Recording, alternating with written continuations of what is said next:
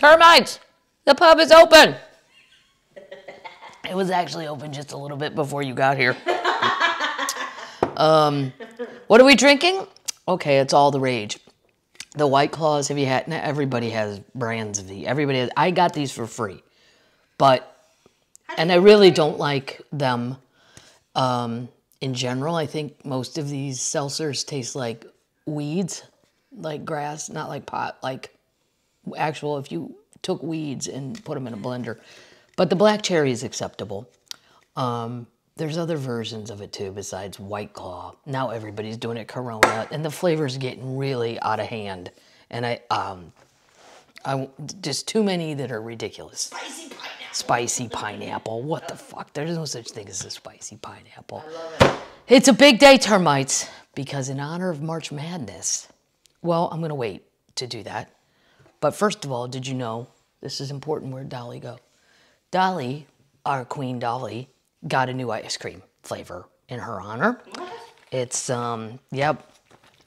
Dolly recently teamed up with Jeni's Ice Cream to create her own unique flavor, and it's safe to say fans are, in fact, screaming for ice cream. Get it? Wow, how old is that callback? After nearly a week of teasing a new flavor on their Instagram account, Jeni, I never heard of Jeni's Ice Cream, but I'm going to go get it. Jeni's Splendid Ice Cream finally came clean about what's on the horizon. An epic collaboration with the one and only Dolly Parton. The new flavor finally revealed today. Drum roll, please. It's called Strawberry Pretzel Pie. Well, according to Jeni's, the concoction is sweet and salty with timeless appeal, deep American roots, and it makes you feel good, just like Dolly herself. The ice cream itself consists of layers of salty pretzel streusel, sweet and effortless tangy cream cheese ice cream, and lipstick red strawberry sauce. Okay, you know what? I didn't need to know all that. I could have just tasted it. I am just going to try to taste it and ignore all that. Sounds like a winning combination to us. For the best part, proceeds of it go to her Imagination Library charity for childhood literacy that gives books to kids in need. This will hit stores and online, so you can get it online. It'll be Jeni, Jeni, ice cream, never heard of it. You'll be able to, on April 8th, and They're from Ohio. They're from Ohio? Yeah. Okay, good. Well, who doesn't like Ohio? Yeah, Ohio creates wonderful people. My friend Robin Meade on CNN Headline News, she's from Ohio. Her husband Tim, wonderful man, he's from Ohio. I always worked a lot in Ohio because there's people forget how many places with people there are. Ohio's got a lot going on. Cleveland, Cincinnati, Columbus, Dayton, Akron, Toledo. You could probably spend a good 3 months of your life as a comedian working just Ohio. But there you have it. So that's what's going on with that queen. And then this Queen Chaka, I forgot. I feel bad. Last week was her birthday. One of you termites told me. I'm like, shit, I did. You're right. She turned 68. And her real name, because I giggled it on the Wikipedia, is Yvette Marie Stevens. Congratulations. Happy birthday, March 23rd. That was one of the greatest shows I ever saw by accident, too. They had a gospel brunch at the House of Blues in Los Angeles, and me and my friend Jim went. I don't even really know gospel music. I couldn't tell you the first thing about it, and I don't, but I do like brunch, and the House of Blues always has good food, and Chaka Khan was singing it, and I thought, man, they lose this Catholic when we get deep into gospel. I mean, the songs, I don't know what they are, but she's so good it doesn't matter. But she really just kind of did her songs and threw Jesus in, which was spectacular. Ain't nobody except for Jesus. Ain't nobody. And I'm like, oh, so I get what we're doing here. And it was really nice for the Catholics because then we all knew what was going on and we knew what songs we were singing. Now, moving on from the Queens, there's no other news about anybody else that I can think of, except I don't have a cardboard cutout. But I did listen to the new Loretta Lynn album because I do know old country. I don't know new country, but I do know old country. And we're saying old country. She is very old. She's 88. April 14th, she'll be 89. Wow. She has a new album out, and Carrie Underpants is on it, and Margot Price. Tanya's on it a little bit. Yeah, there's Tanya. She's got out of that ice storm in Texas, thank God. If you like Loretta Lynn, it is Or just go listen to a song, because it's amazing. She does not sound one bit different. How can you still sing like that at 80? And I have no idea. But if you're a Loretta Lynn fan, it's a great album. So she hasn't lost a beat. It's amazing. I wonder how long and I think she had a stroke and recovered from that. So that's hopeful. Now, look what I did for you, Termites. I go to Wendy's sometimes for chili. Me and my mom will sneak out. We like their chili. I love Steak and Shake's chili too, though. But in honor of March Madness, my team, Missouri, lost many, many moons ago. How are your bets going? What? How are your bets going? My bets are, well, up and down. I don't know what I'm betting on. And then if I ask Lewis, he gets in too much detail. I don't need that much detail because Lewis, well, quite frankly, right now I think he's a little bored. And he gives me too much information. Like, I don't need to know the history of Syracuse. I just want to know, are the orange people going to cover? Are they going to cover?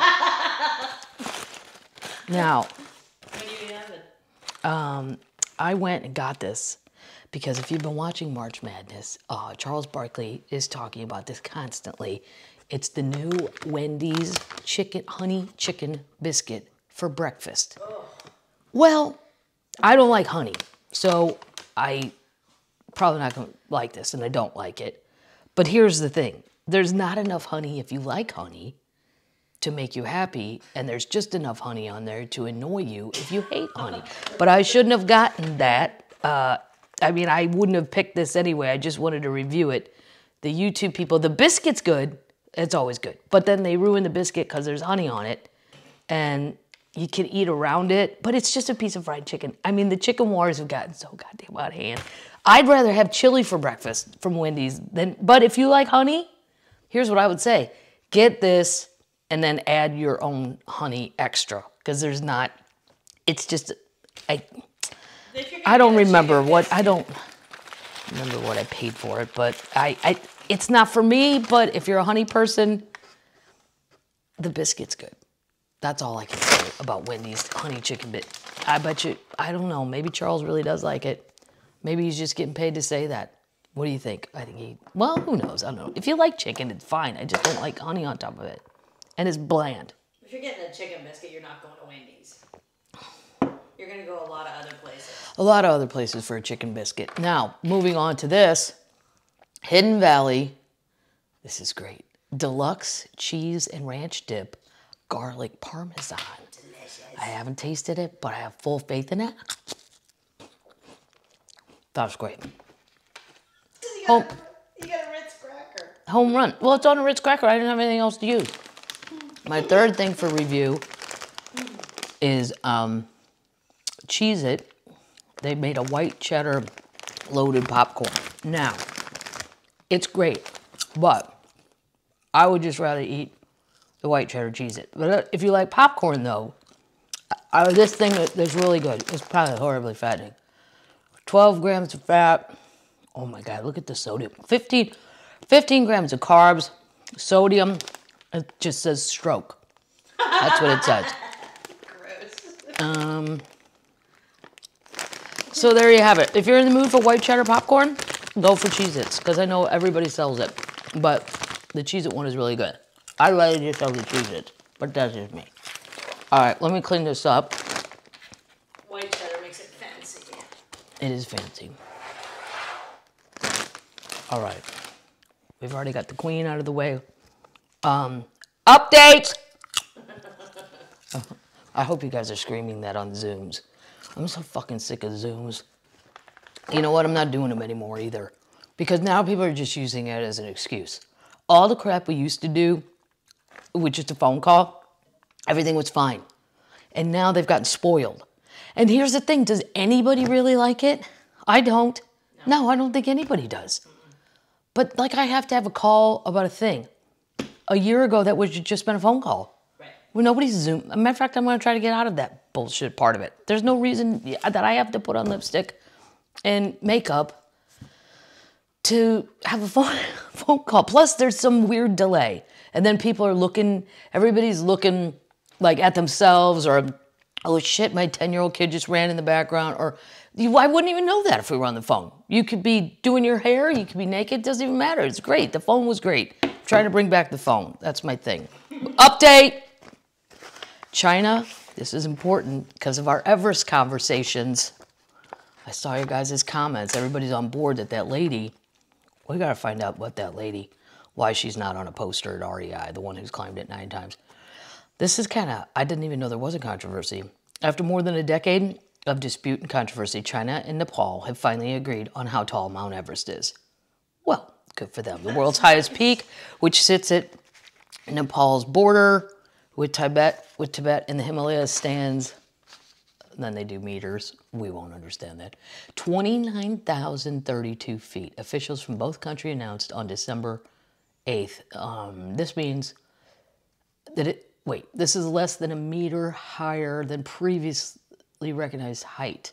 The agreement marked an end to a long-running debate over precise dimensions of the mountain known as Sagarmatha in Nepal and something in Tibet. Over the years, the two countries, as well as other governments, will have offered up different estimates of the mountain's height. Well, why don't you have one of those Sherpas take a tape measure? You imagine how big the tape measure would have to be. As if those people aren't. One of the episodes on Everest, one super duper duper overachiever decided that he wanted to go up. The Sherpas go up first and put up all the ropes. And then he begged and pleaded and whined because he wanted to go with the Sherpas instead of, because then the odds of you having no traffic, no other people up there. Yeah, because they're going first. And they let him. And I thought, those Sherpas were probably like, God damn it. It's bad enough we have to put all these ropes up there. Then we have to go down and get these jackasses. And now they want to come with me while I'm working. Like, if I was a Sherpa, I'd have said, no go, Joe. No, it's not okay. Like, we're trying to work here and we got to drag this jackass. They did it though. But I guess, you got to do what you got to do. The project was a matter of national pride for Nepal and a prestigious undertaking for the Nepali government. I feel proud we were able to complete it successfully.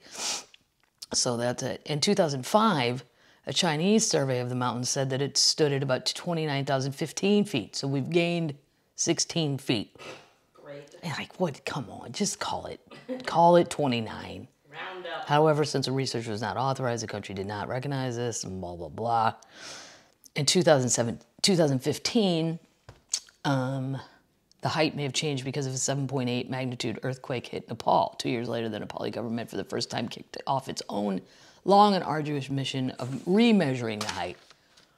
During Chinese President Xi Jinping's visit to Nepal, both countries agreed to jointly announce the new height, calling the peak an eternal symbol of the friendship between Nepal and China. China started measuring from the Tibetan side of the mountain following Xi's visit. I'm probably saying that wrong. Matter of fact, I would bet all kinds of March Madness money that I have left in my account that I am saying that wrong. Update! Oh my God, this is so exciting. Somebody, there's one person on Earth more obsessed with missing Malaysia Flight 370, and if you've never seen my jokes about this, it's on Netflix on the Bothering Jesus special. I really did truly become obsessed with it, but so did some other lady. It's not just me, and she actually has qualifications to do something smart about it. The only qualifications I've been given is to make fun of it, and I'm not making fun of dead people. It's just the government's reaction to losing an airplane. Well, I won't even get into. You could just go watch my thoughts on that. But this lady is a much more serious person than I am, and probably much smarter. The plane that vanished into thin air. 7 years after Malaysia Airlines Flight 370 disappeared mid-flight, no black box or definitive wreckage has ever been found. Now, a new book that reads like a thriller claims a cover-up. What? Yep.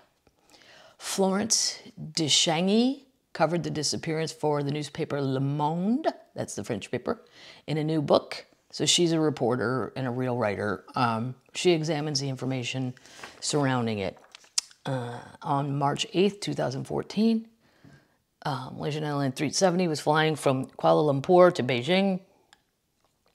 as it did every evening. When it crossed over into Vietnamese airspace, the co-pilot said goodbye to the Malaysian air traffic control, as is normal, but did not say hello to the Vietnamese equivalent, as is very much not normal, while it took everyone a while to realize that the flight had simply disappeared from sight. That's where it starts being strange. Why did no one notice? Right. It's not here. This is harder than it sounds. There are certain tracking devices in every airplane. Now, when I'm reading this is from a British thing, and the way they read, the way they spell things. Aeroplane, A-E-R-O-P-L-A-N-E. There are devices in every airplane that would need to be switched off or disabled for it to vanish, and they had been. Vietnamese air traffic control would have to be very sleepy not to notice that a plane flew over their territory that a plane that flew over their territory every evening wasn't there tonight. It took them 17 crucial minutes to do so. Maybe everybody had to go to the bathroom right then. Maybe somebody was napping. It's late at night. Eventually, they worked out that the plane, which had been flying roughly north-northeast, had taken a sharp turn and headed off west. But that was the last that was ever heard of it.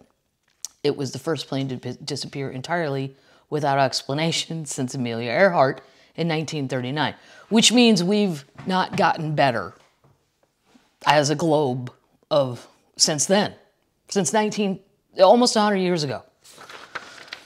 It's just, my jokes are much funnier than this article, but this lady is on it. Here's the questions. Had it been hijacked? Had the captain gone mad and ran amok? Had there been a fire on board? Nah, I doubt that. Who were the two Iranian passengers with fake Austrian and Italian passports? If the plane had crashed, where was the wreckage? Florence de Chagny is a Far Eastern correspondent for the French newspaper Le Monde, and which, by the way, I took French in high school, means the world. Look at me, mic dropping. One French word. All my French in high school ever did was make me better at crossword puzzles, because they always throw French words in there. French word for hat. I know it. For head. I know it. I can't really speak of them. Anyway, and she covered the case in detail. From the beginning, she was astonished by the incompetence of the Malaysian authorities. Me too, Florence! By their blatant disregard for the truth. I didn't know they were doing that, but I just knew that they definitely didn't have their shit together. An obvious desire not to tell anyone anything of importance. Absolutely. And I feel bad for those families. They took those checks. I mean, eventually, I guess you got to take it. They're not going to give you anything else. But anyway, the details of what happened were reconstituted by trial and error and assembled like a jigsaw puzzle over subsequent weeks and months and years. And in the light of the information that was released in dribs and drabs, for the most part diluted in an ocean of false and inaccurate data. This is a long book. There's no padding.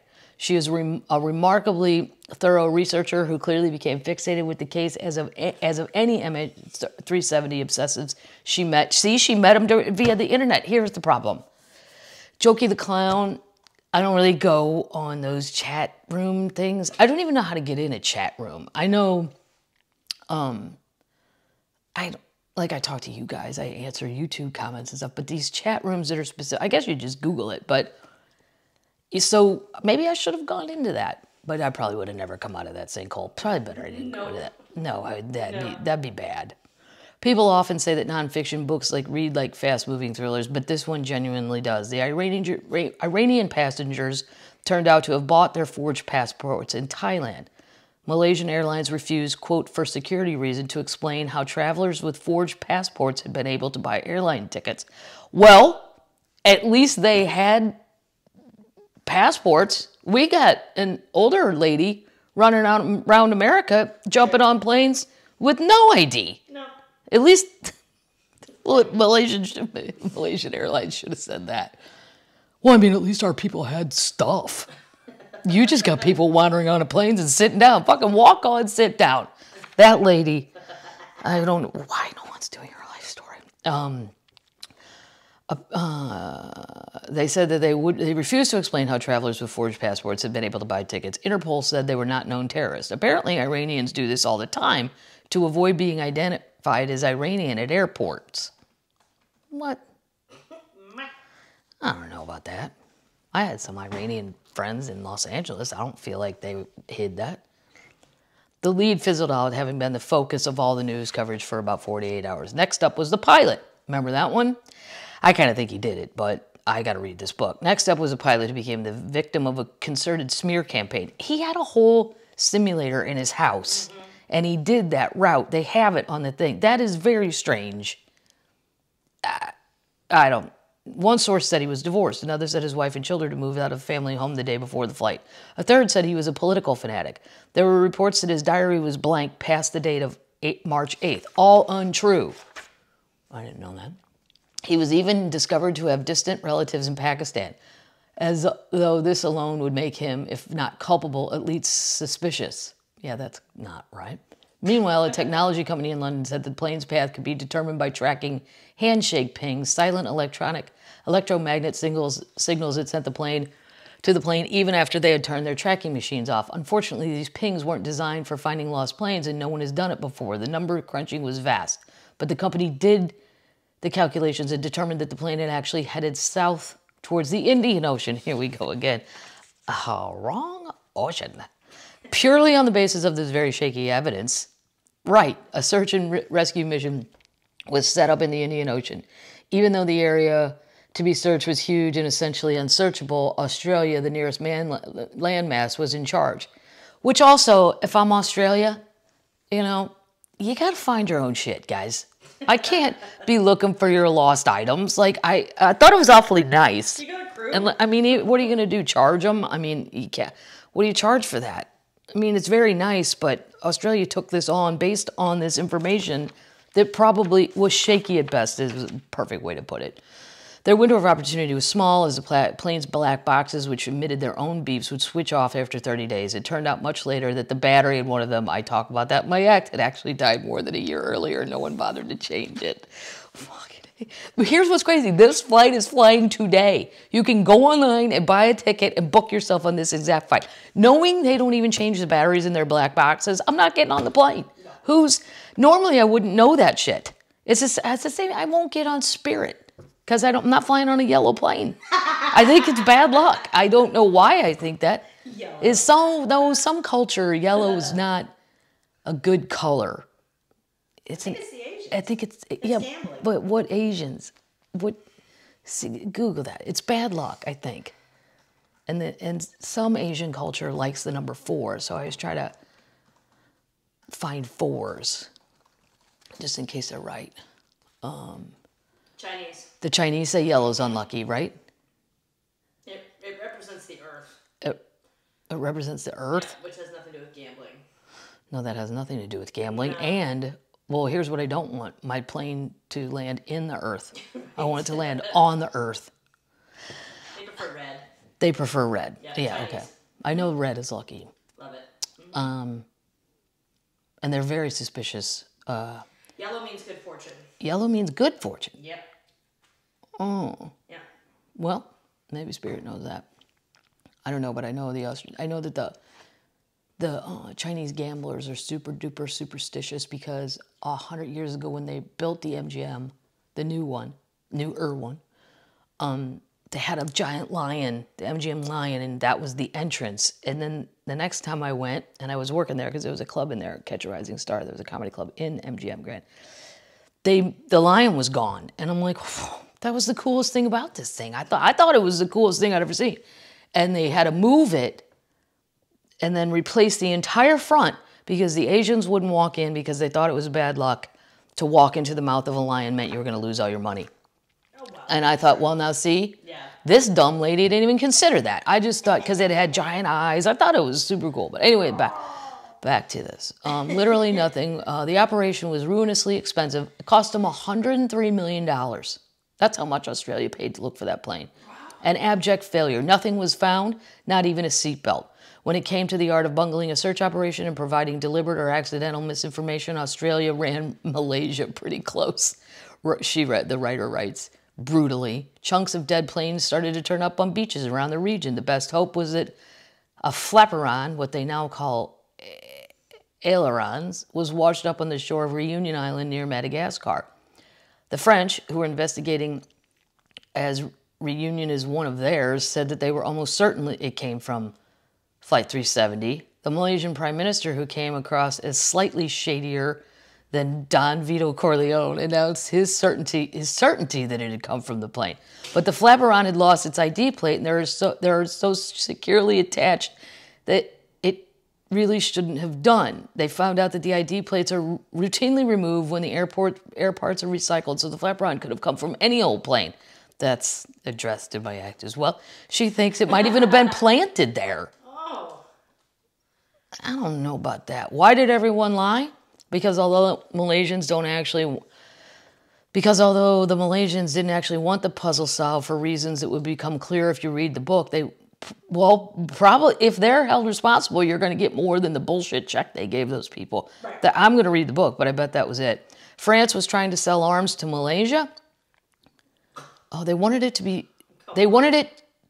be seen to have been solved so they could forget about it. France was trying to sell arms to Malaysia and was happy to oil the wheels. The French report on the mysterious flaperon was never published, needless to say. You'll notice what I haven't told you is what she thinks actually happened, because that would be like giving away the end of a novel. Unlike normal air flights, though, it's not the destination that matters here, it's the journey. Ducheney writes with great wit and a constant bubbling pool of rage, as she might. This is a splendid book and highly recommend it. So for all you freaks that were with me on that whole journey, we have a new assignment as a group. Might get into a chat room. I don't know. I think some of those chat rooms, like I went in to find out something about a serial killer. Oh no, it was like, who was the San Francisco guy? Who was the real identity of that guy? And I mean, it just gets to be too much. I can't. Update. Prince Harry. Oh. Come on, royal update. This is so crazy to me. I read that article by the Irish guy, and that's how I feel about royalty. Not normal British people, but, you know, the Queen has not been nice. Doesn't have a good track record with us Irish Catholics. And the Irish guy in the article thinks that Harry and Meghan will persevere and that the royalty will fade out. I disagree. I don't think Harry and Meghan are enough to take down 1,000+ years. Elizabeth. Fuck. No, I don't. But if I'm Harry, if you give up, we've already seen this. His uncle did it. Right. George, who married Wallace Simpson, some American lady. And, you know, I asked my parents, I go, what happened with that whole deal? My dad goes, oh, they were in the newspaper. They were just celebrities who lived off of other celebrities, and they jaunted around the globe, but they kind of became ostracized, and like, you're just living off the other celebrities. And I think that's what's going to happen to Harry and Meghan, because you gave up the only thing that made you, in the eyes of others, spectacular, which was what your title was. I mean, there's so few people and he thought it was a trap and, you know, a cage and all this shit. And it kind of is. You're like a Disney character and you're born into the role. Can you go be a dentist in a local village? No. But is your life pretty great? Yeah. Yeah. And you could do a lot of good things if you just... Anyway, Harry now has 2 new jobs in the United States. And he was given one of those visas, work visas, because he proved he has extraordinary talents. Which one time, by the way, I thought this was so funny. There was an Australian comedy festival, and they called me and said, you know, we'd like you to do this thing. And I was like, okay, cool, that sounds fun. And it was in Melbourne, and I think it was in Sydney too, I don't remember. But when I had to fill out this work visa, I had to prove that I was an extraordinary comedian. And I'm like, well, nice. I don't know if I'm extraordinary. And then I wanted to write on the thing, you fucking called me. I didn't call you, Australia. Right. Why doesn't the Booker person write a letter saying everybody I called on this list is extraordinary? Because I felt stupid. Why am I? I mean, I think I'm good. I think I get paid. But extraordinary? Well, Harry thinks he is, because that's how he got how can he work in America, right? Well, Melania Trump got it too. please. She's extraordinary. Well, she's extraordinary, I'm sure, to him. Puts up a lot of shit. So here's his first job. The Duke of Sussex. Now, why are we still calling him that? I thought we ditched that. I thought you gave that up. The Queen ditched it. The Queen ditched it. He said no. He's gonna keep using it. Yeah. I guess you can't stop him. You can say don't, but are you gonna be a little jackass of a grandson and just keep doing it? I guess so. Probably. I'd be terrified of her. Not like the mafia or they could call it the firm. I mean, come on. They used to be that. Henry VIII had no problem chopping your head off back in the day, but I haven't seen any behavior like that in a long time. And that's hard for me to say because I don't particularly care for those people. But the Duke of Sussex has joined a Silicon Valley startup, Better Up, as its chief impact officer. I've never even heard of that. A CIO? I've heard chief information officer. Yeah. Impact. It's such a bullshit title. The company told CNN, no. The spokesperson confirmed it. They provide coaching and mental health services to clients. The company's website lists Harry as part of its leadership team, describing him as a humanitarian, military veteran. That's his one skill. He can fly a helicopter. Maybe he could do that in LA. There's a lot of rich people. Wouldn't that be ironic if he flew rich people around as a prince, ex-prince? Who's my helicopter flyer today? Pilot. He's a mental wellness advocate and environmentalist. Harry joins the startup weeks after he and Meghan gave the interview. We know that. The Wall Street Journal reported it too. This is what he's going to do. He's going to have input into product strategies, decisions, and charitable contributions, advocate publicly on topics related to mental health. It's a meaningful and meaty role. CEO Alexei Robichaud told the Wall Street Journal. And then Alexei later said, well, yeah, we did it because we're going to get a lot of free press. Here's the thing. If Harry's so good on mental illness, why didn't he help Meghan when she... Well, a lot of people think, What? Well... What do they think? They think he was smitten, which he was. What's up, Grandpa? Exactly. The prince was expanding. He's going to go and he's going to make appearances. So basically, here's what the irony is to me. If he did all this stuff with mental health in England, as he claims, I don't know why he couldn't find a therapist for Meghan. That was a question Oprah didn't ask. You are the mental health guy. That's your whole thing. That's your cause. It'd be like saying, I'm the dog rescue person and then I can't find a dog. If somebody needs a dog, sure, I got a lot of dogs. So that's what I do. I rescue dogs, which I don't, but I would if I was home. He's gonna, then he got another job. He got 2 jobs last week. What? Yep, hold on. He's gonna be one of 15 members of Aspen's Institute new commission on misinformation. What? Right. What does that even mean? On the internet.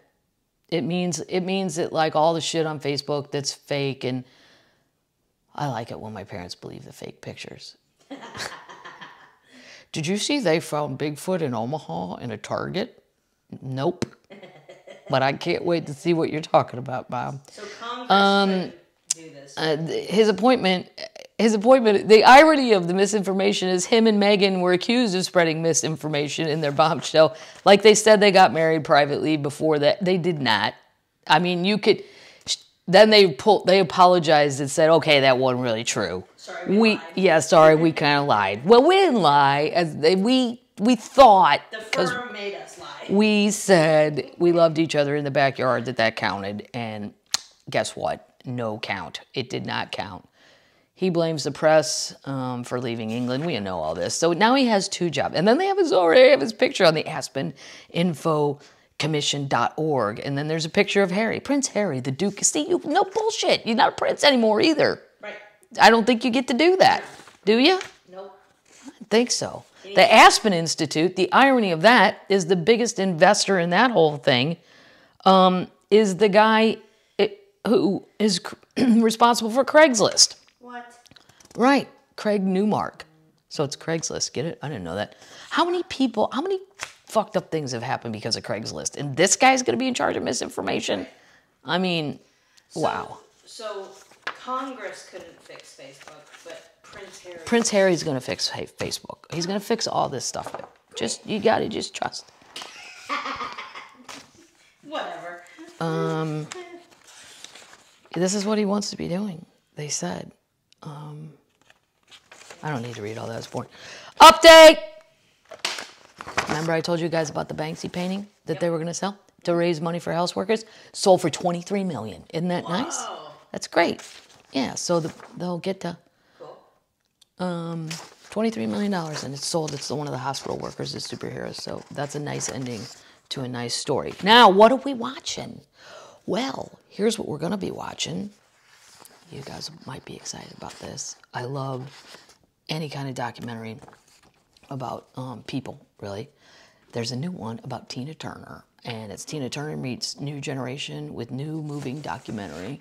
Music legend Tina Turner is subject of one of the most successful biopics ever made, but a new documentary sees her confront her demons in her own voice. Tina, by Oscar-winning directors Dan Lindsay and T.J. Martin, premiered Tuesday at the Berlin Festival. So look for that, the Tina Turner one. And you don't even have to look any further for this one. Go to... Initially, Nat Geo had this series called Genius, and they did Picasso, and I haven't seen that one yet, and I don't know why I missed it, but I did. But I have been watching Aretha, and it's on Amazon Prime now, I think, or Hulu, one of the two. Just Google Aretha. It's on Hulu. We'll put it in the show notes. Put it in the show notes. Paddles, we'll put it in the show notes. It is so good, and the actress who plays Aretha, I Googled because I didn't know who she was, and bizarrely enough, she's British. And usually when it's a British person or an Australian, you hear it somewhere. Never heard it. Her accent is so good. I mean, impeccable. There wasn't one time, because then once I hear it, then I'm just going to spend the rest of the show obsessing to try to hear it again, where I'm like, gotcha. Because I think it would be like, can I do a British accent? Yes, I can, a version of one, but can I do it consistently while you're acting too? Very hard. And it's Muscle Shoals. They do a lot of scenes down there where I'm actually going to go, and I'll show you guys the studio. I'll make a video because there's golf down there, and there's nobody down there right now, as far as I can tell. It's pretty empty. It's not somewhere for spring break. It's on the Tennessee River. The most expensive hotel's $89. Catfish. Yeah, you go catfishing. But this show, the Aretha thing, I couldn't stop. It was so good.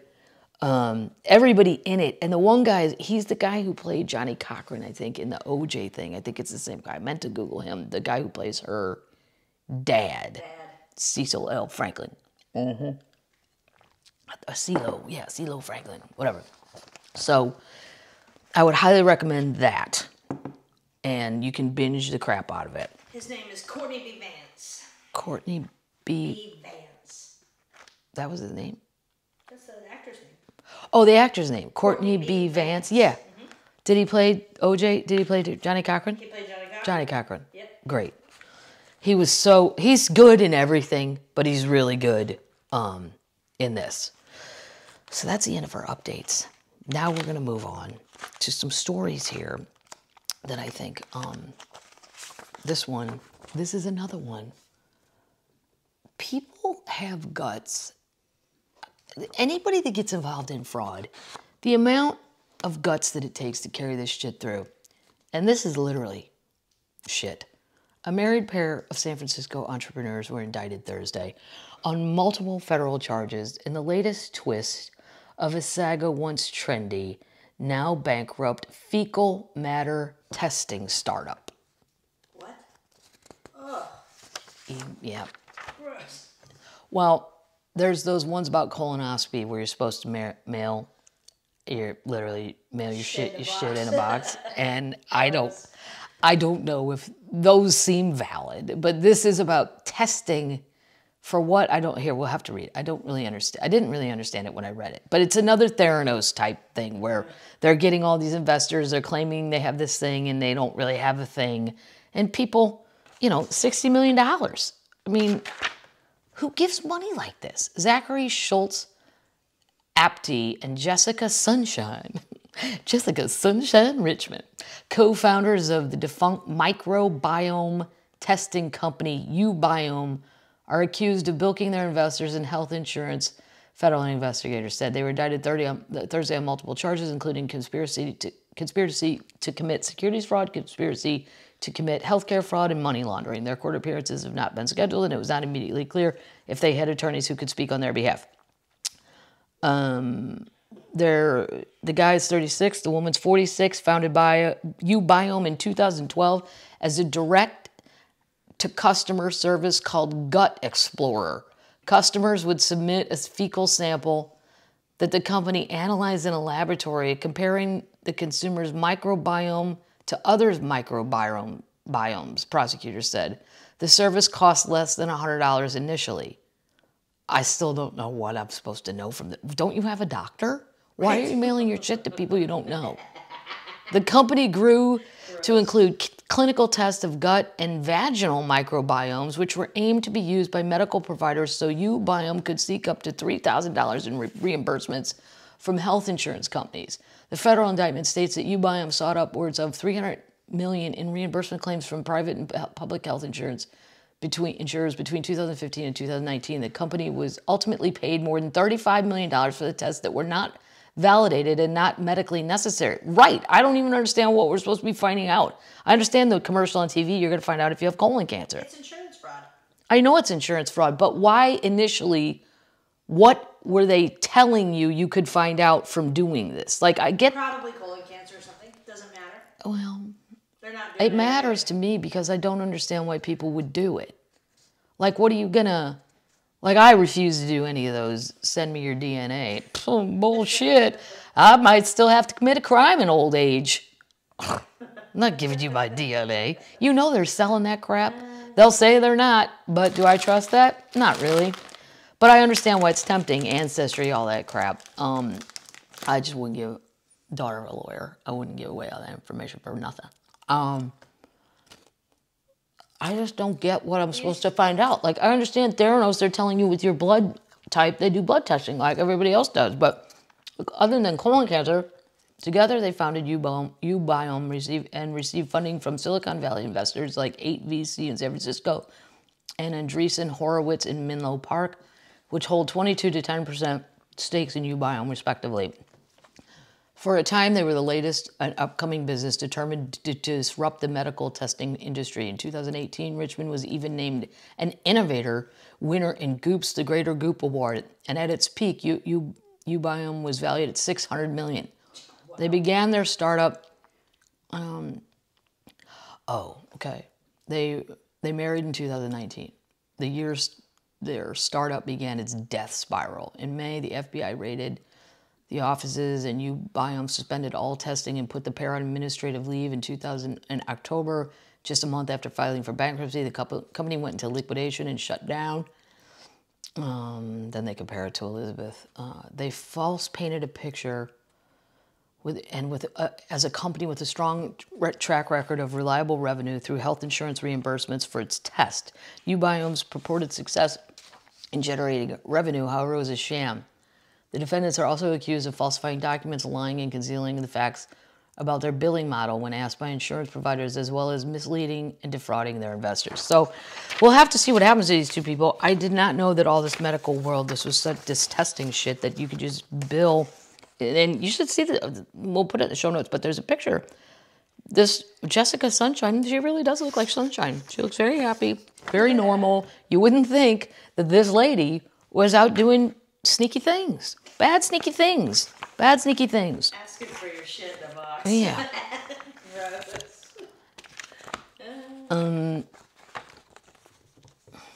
This one's crazy to me.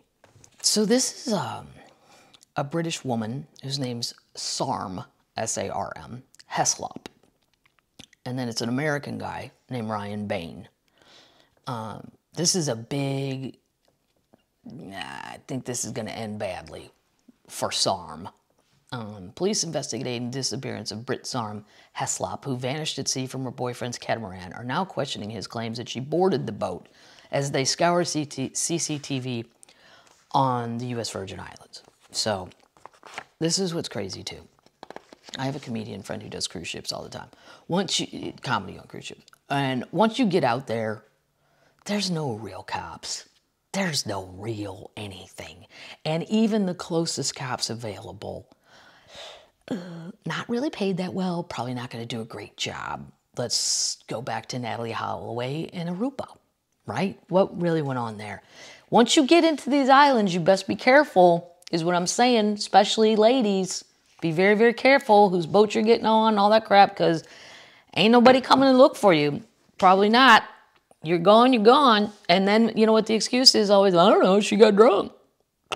Drunk. It's better to be drunk on land. People can find you. Just saying. She disappeared in the U.S. Virgin Islands on the night of March 7th. Her boyfriend, Ryan Bain, 44, claims he woke early in the hours to find her gone. Now, Ryan had already served time in jail for beating the shit out of his ex-wife. We'll get to that. Does that make him guilty of this? No, of course not. Does it make him seem like a contender and maybe something that could go wrong with a woman? Yes, it does, to me. Detectives searching through the CCTV footage to verify his story. Comes day after an FBI launched a manhunt for Bain after he sailed away on Thursday. Okay, so that's the main bullet points, but I'm going to get to the details because I think this may be another one. If this guy, Ryan, if Ryan plays his cards right, he will get away with this. If Ryan fucks up and it's my dad's thing, don't ever snitch on yourself. Right now, he's the only person that knows what happened to her that we know of. If he keeps it that way, sadly, he will get away with this. No body, no crime. Police officers investigating the disappearance of Sarm Heslop in the U.S. Virgin Islands are now looking into whether she ever returned to her American boyfriend's boat. Heslop, 41, from Southampton, Hampshire, vanished without a trace on March 7th after she and Ryan Bain had drinks in Franks Bay, St. John. I'll have to ask my neighbor if he knows that bar, because he has a place in St. John. Bain told investigators they had returned to his catamaran that night, and he awoke in the early hours to find his girlfriend gone. Now, his boat was not docked at a dock. It was on one of those mooring ball things that like 100 feet out. So you have to take a dinghy to get there. You can't, well, you could swim, but nobody would at nighttime. A huge manhunt was launched, and it is yet to turn up any clues as to Heslop's whereabouts, while Bain, who went to jail for attacking his ex-wife, has refused to let the investigators search his boat. Siren Song is the name of his boat. In the search for answers, police are trawling through CCTV from the island to trace Miss Heslop's movements that night to verify the story. The latest development comes, it was revealed yesterday that the FBI has launched a hunt for Miss Heslop's boyfriend after he sailed away from the U.S. Virgin Islands on Thursday. Now you got the FBI in boats tracking your ass. Yeah. They will find him. You cannot eat. That's the thing about, I think people think you can sail away. Eventually you got to dock. Eventually you're going to be somewhere. And now I don't think they'll find him. But can they prove he did anything? Probably not so far unless he gets nervous. Tony, and it's possible she didn't go back, but why would he? Let's say they got in the fight at the bar or whatever and she wanders away, but she didn't have her phone or money or it doesn't seem like that. Possible though. Tony Nirma, a spokesman for the Virgin Island Police Department, said nothing so far actually confirms the couple went back to the yacht together that night. Officers are in the process of trying to verify Mr. Bain's account of the events of that night and attempting to confirm if Sarm was on the dinghy which returned to the luxury yacht that night. Well, who drove the dinghy? Him? Just him? Or is that a little service they have? Detectives are also reported planning to interview staff at 420 to Center, a dive bar popular with St. John's local where the couple visited. Okay, that's the bar. 420 to Center.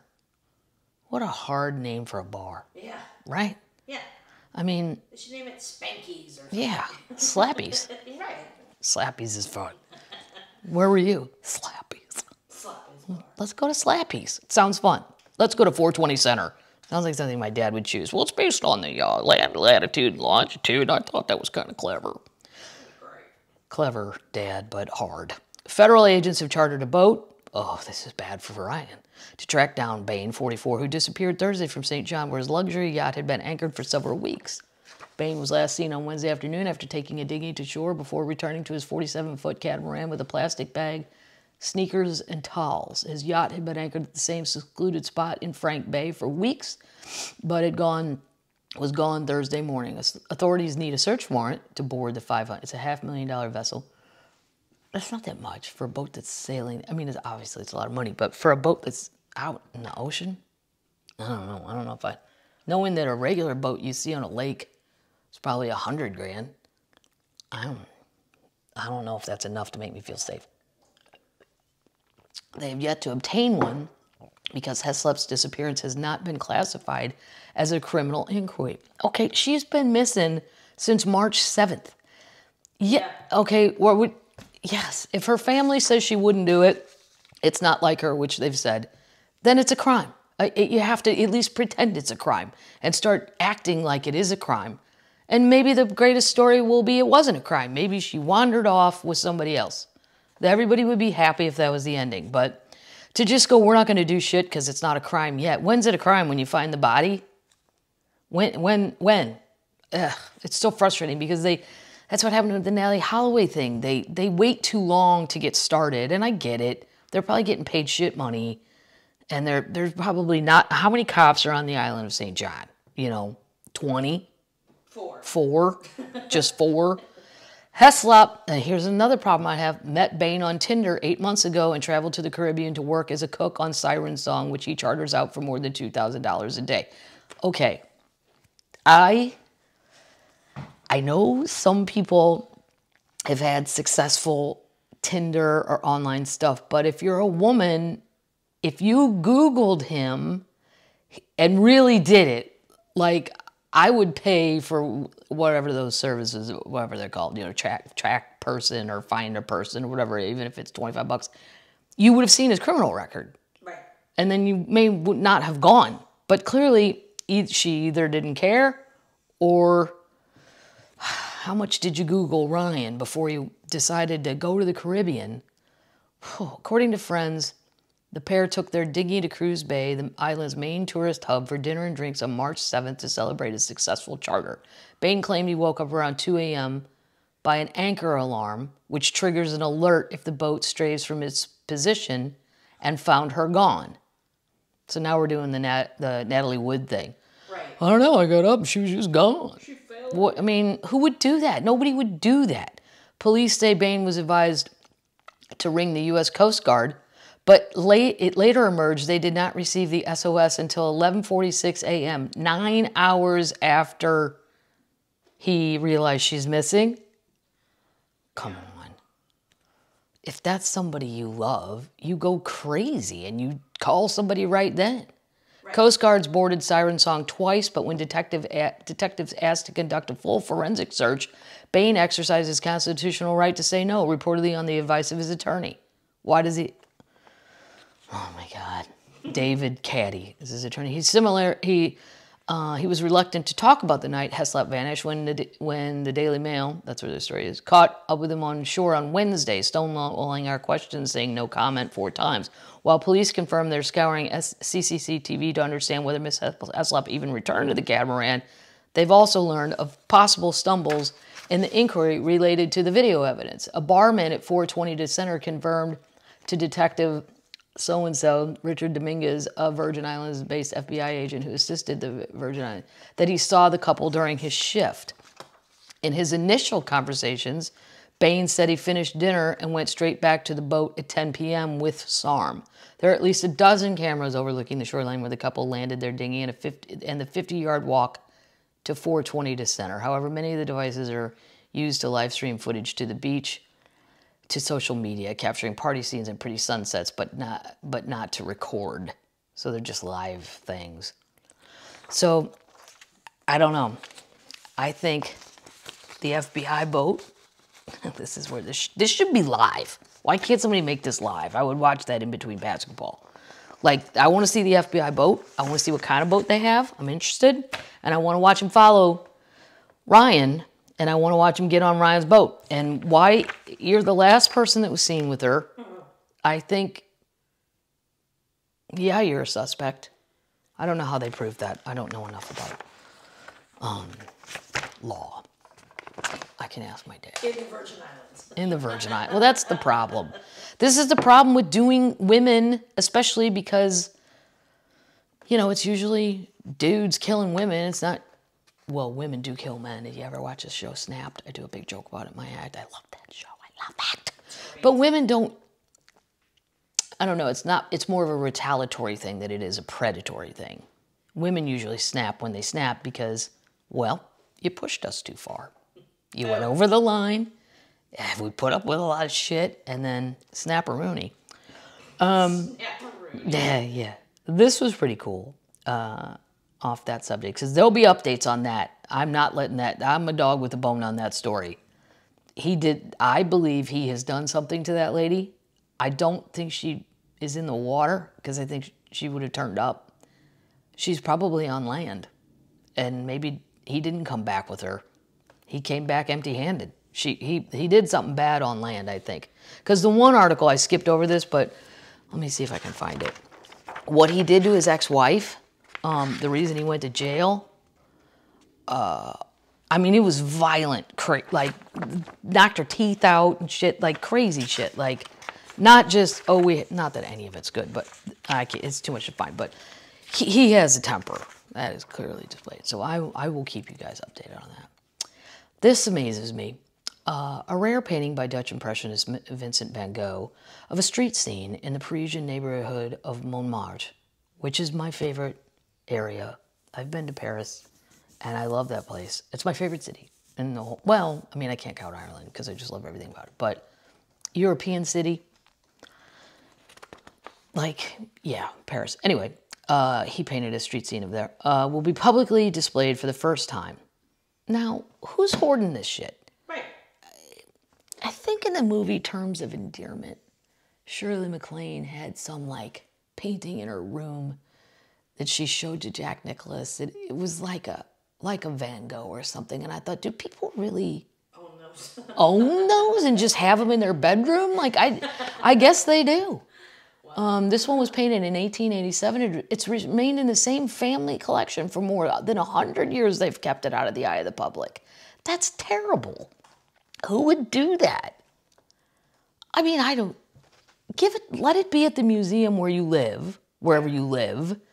And then if you're having a party, you get a fast pass. You go, hey, I need my painting back for Saturday night. I'm having people over. And then give it back. Like you could, it's like Seinfeld used to do it was a stupid funny joke though that he went to the Smithsonian Air and Space Museum and there was a toothbrush and it said on loan from Neil Armstrong. And Jerry did a very funny thing about it. He was like, you know, you can't just give him the toothbrush, Neil. I might need that back. Right. You don't need the toothbrush back. But that's the same thing I feel like with these paintings. Like, if you have a Van Gogh, I would feel terrible hoarding it. Like, the whole world should be able to see that. One family, one little pigster family, as Lewis would call them, pigsters, because they're hoarding it. It will be exhibited next month in Amsterdam, Hong Kong, and Paris ahead of its scheduled auction. And it's an important painting of Vincent van Gogh because it dates from the period which he's living in Paris with his brother Theo. Van Gogh moved to Paris in 1886 and lived in Montmartre. He left the capital in 1888 for southern France, where he lived until his death. I think that's where he cut off his ear. He went a little cray-cray once he got on the country. Before this, his paintings are much darker. In Paris, he discovers color. Color blows up into the painting. Street scenes in Montmartre depicts a windmill named the Pepper Mill, which is seen from the street under a bright sky with a man and a woman and a little girl. It'll be on display, and it goes to Amsterdam, Hong Kong, nowhere where I would be seeing it. The Pepper Mill was destroyed in the construction of an avenue in 1911, so you can't see that in real life, but it's in the painting. But two similar windmills are present today on Montmartre Hill. So I'm gonna Google that. I'm gonna find out how many people in the world, what family too. You're not gonna tell us what family has hoarded a Van Gogh. Who is rich enough? I mean, I know there's people rich enough to do that, but why would you do that? Like a Van Gogh. I talked about this last week, but then I forgot to talk about it. So I'm going to talk about it. San Diego, have you heard of Mystery Boom? What? No. Yep. Well, it's happening. Somebody on YouTube comments said they live in San Diego and they didn't hear anything. This was not that long ago. Last month, I believe. I printed this out. Sonic Boom, Skyquake, the weather, Skyquake. When did we make that up? The weather, latest San Diego noisemaker has people wondering. Everybody loves mystery, but we like them solved too. And so far, there's no answer. An answer has been elusive for the big border boom.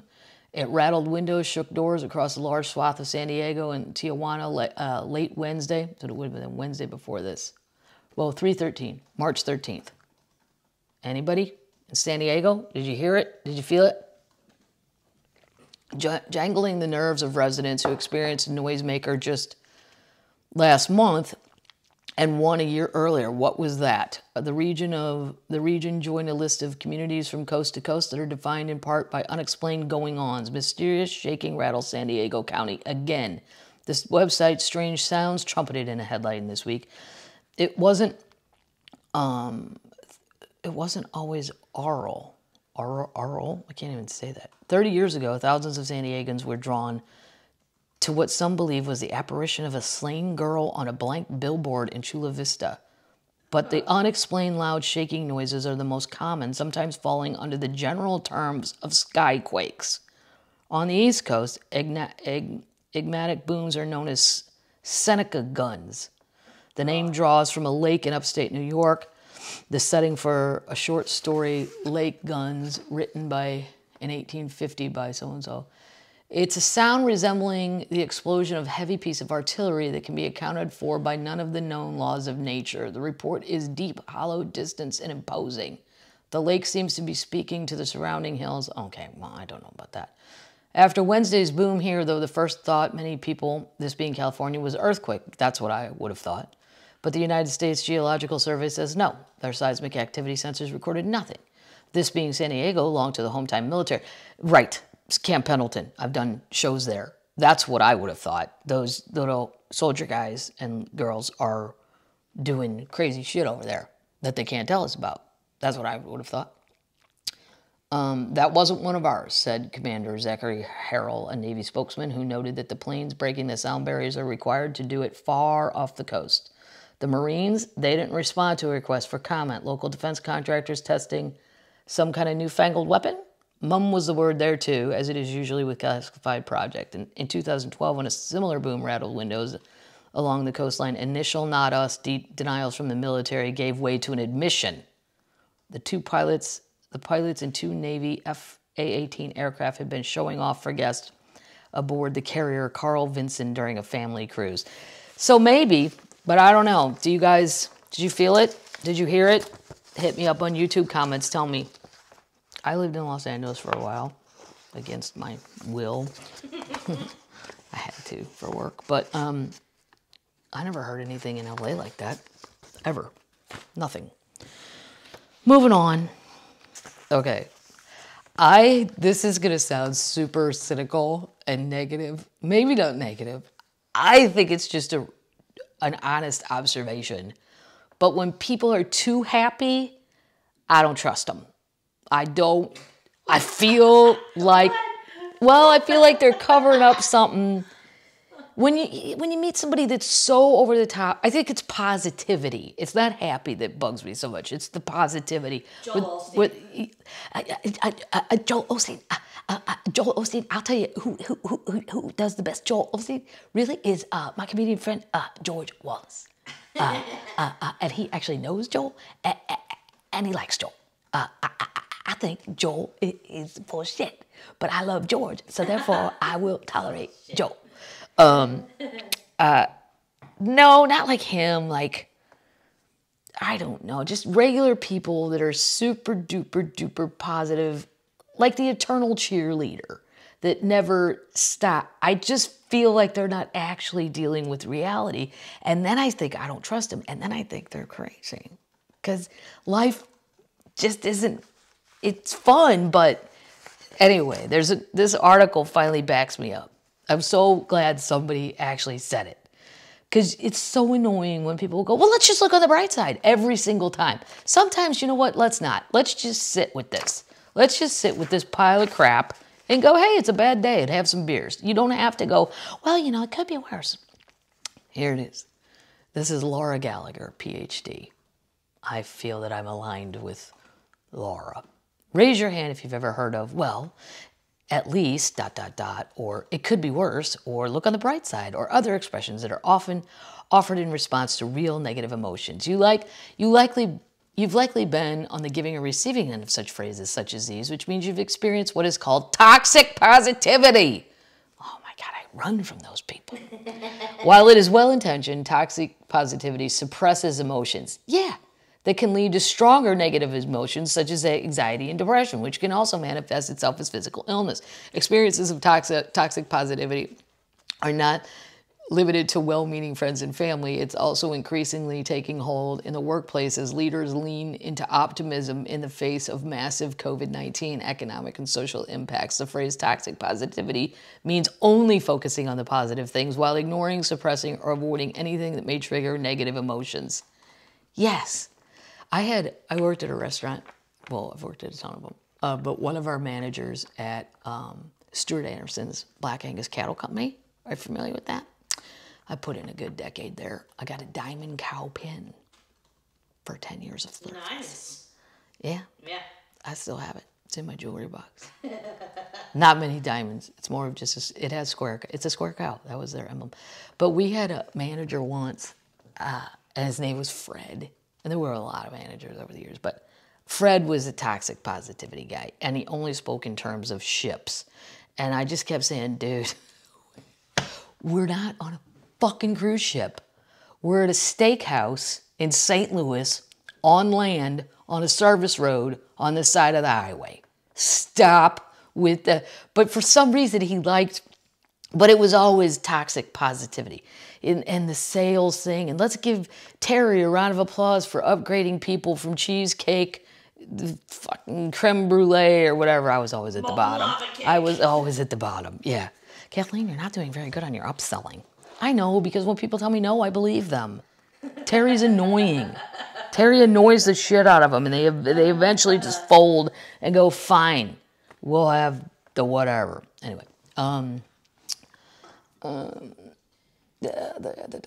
the invalidation of real feelings of fear and anxiety and sadness can take a toll on mental health. Right. Accepting emotions, on the other hand, has the opposite effect. A 2018 study found that negative emotions and thoughts without judging them, a key piece of the practice of self-acceptance, is linked with greater psychological health. That's what I'm saying. Get away from those cheerleader people. When toxic positivity occurs in the workplace, it is often triggered by fear of negative energy permeating the team.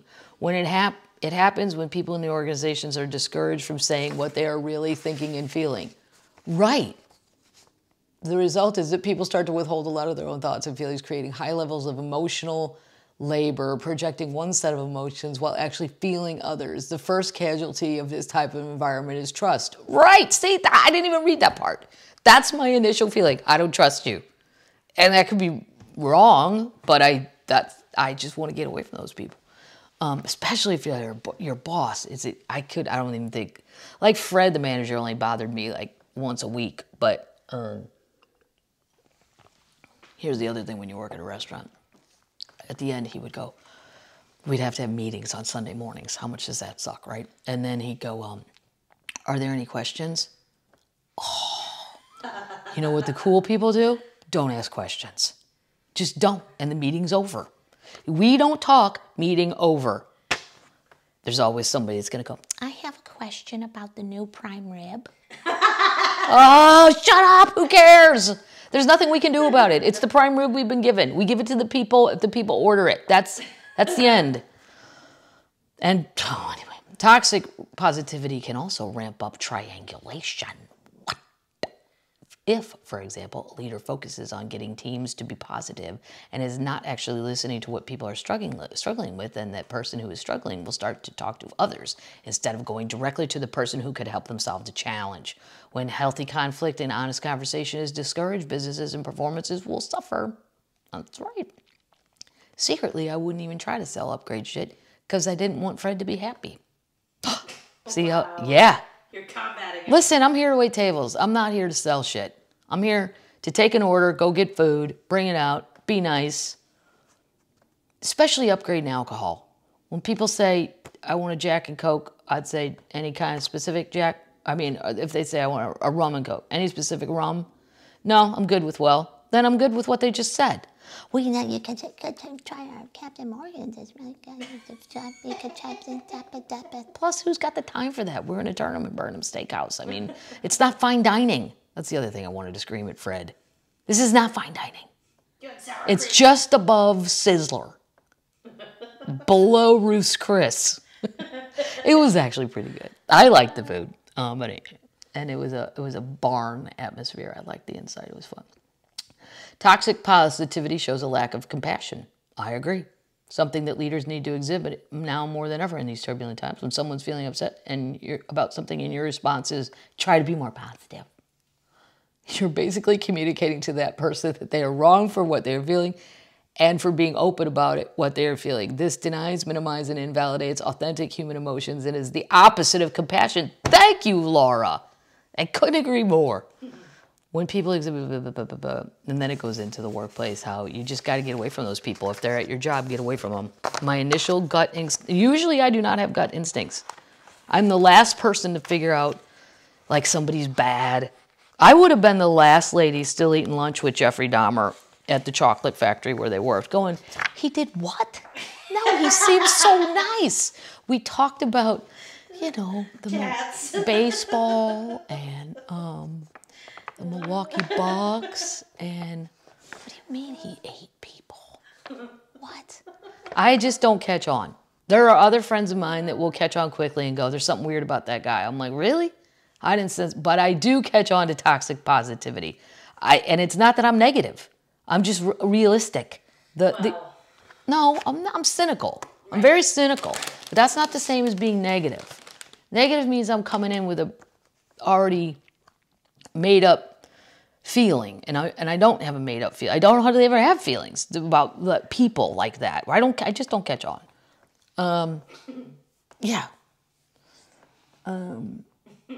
Even that's why when some of my comedian friends, I won't mention any names, but when they start dating some women, if I know she's crazy, how come he can't?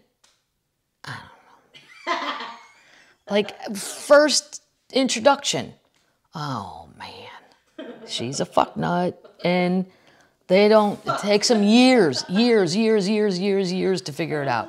And then they all just go, well, you were right in the beginning. Yeah, I'm not often right. So when I say I know something regarding initial gut feelings about people, people should listen. All right, this is my last cool thing, Termites, for the week. Because I've read about this, and now they found it. I think we found it. That's the title. Long lost the year 1634 English settlement built by Catholics in Maryland is discovered after 90 years of research using ground penetrating radar. And why were they Catholics? Who were they running from? That's right, the royal family. Prince Harry. We were running from Prince Harry even in 1634. You little bastard. Archaeologists found evidence of one of the oldest permanent English settlements in North America. The colony at St. Mary's was settled in 1634, less than 15 years after Plymouth. Ground-penetrating radar found trenches for posts used in the settlers' fort and evidence of native dwellings. Later evacuation turned up a guardhouse, cellar, a cannonball, part of a musket. Founded as a haven for persecuted Catholics, it's considered the birthplace of I don't know what, I lost a word. Of the fish fry. Oh, it didn't, yeah, of the fish fry. It's considered, I don't know. Archaeologists have discovered concrete evidence. The scans indicated several dwellings inside the fort, which was about the size of a football field, including some belonging to Piscataway Indians. Later evacuation turned up the guardhouse and all that stuff. St. Mary's was the first permanent English encampment in what would become Maryland, and the 4th oldest in the United States after Jamestown. Did you guys watch that show, Jamestown? I forget what it was even on, but boy, was that good. If you're into history, that was just great. National Geographic may have done it. Just put, if you want to see it, put in whatever Jamestown, Virginia show, and it'll come up. Show notes. I think Show it's notes. Amazon Prime. Amazon Prime, maybe? Yeah, I think so. It would be the 4th oldest after Jamestown, Virginia, Plymouth, and Massachusetts Bay. At the time of its settling, Catholics in England first faced great persecution. Queen Elizabeth had outlawed Catholic Mass in 1559 and made it a legal obligation for her subjects to worship in the Anglican Church. 1559, wow. That's why I was a little irritated with William and Kate. They delivered a St. Patrick's Day message in the Irish language, which, oh, I'm sorry. Who was it that banned it? You. How about an apology first? Right. Before you just start mouthing off in the language that you banned, and we had to sneak around in our little leprechaun ways and keep that language going. It's the birthplace of the Catholic tobacco trade. It's the birthplace of the Catholic tobacco trade. Well, good. We were smoking even back then. Yeah. Catholics were even accused, this is by the royal family again, were accused of starting the Great Fire of London of 1666 and of conspiring to assassinate King Charles II in the fictitious popish plot of 1678. We might have done that. I don't think we started the fire, but I think we might have tried to figure out a way to kill King Charles.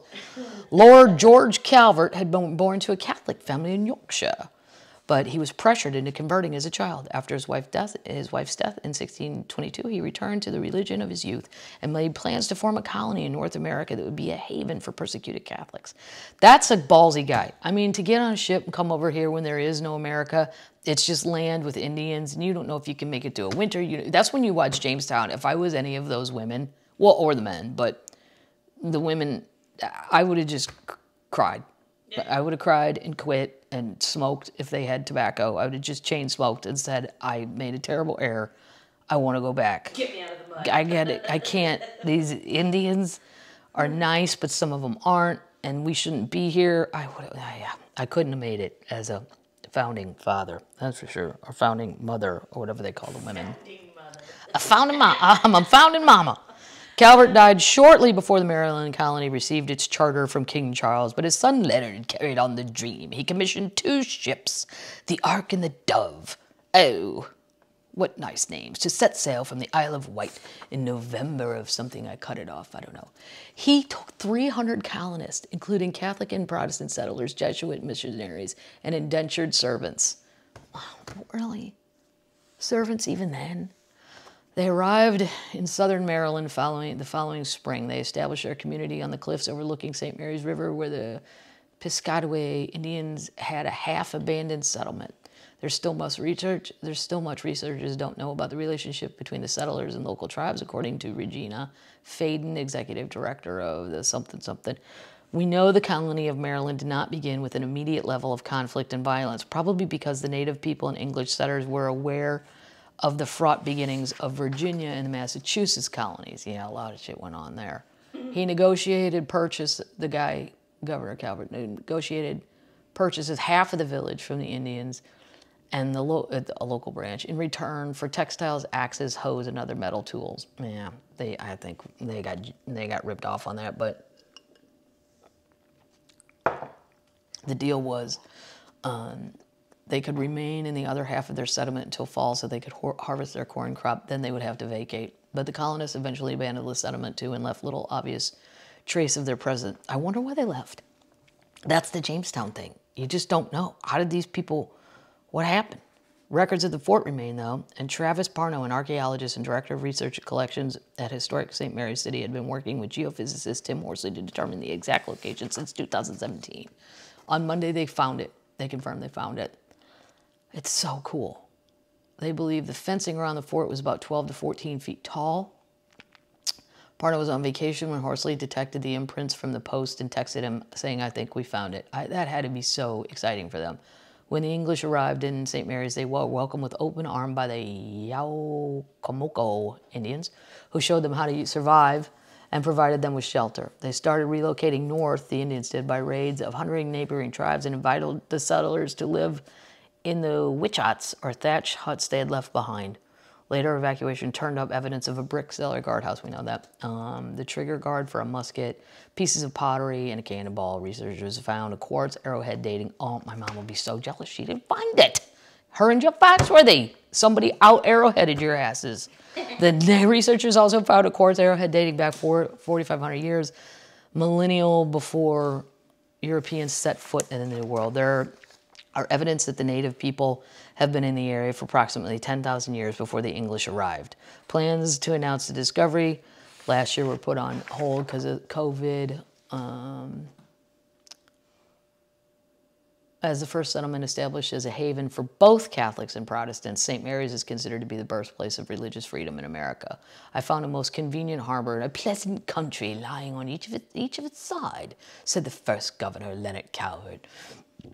Wrote weeks after their arrival, on the east side of it, we have seated ourselves within 1/2 mile of the river, describing a fort about 120 square yards wide with 4 corner bulwarks equipped with small military.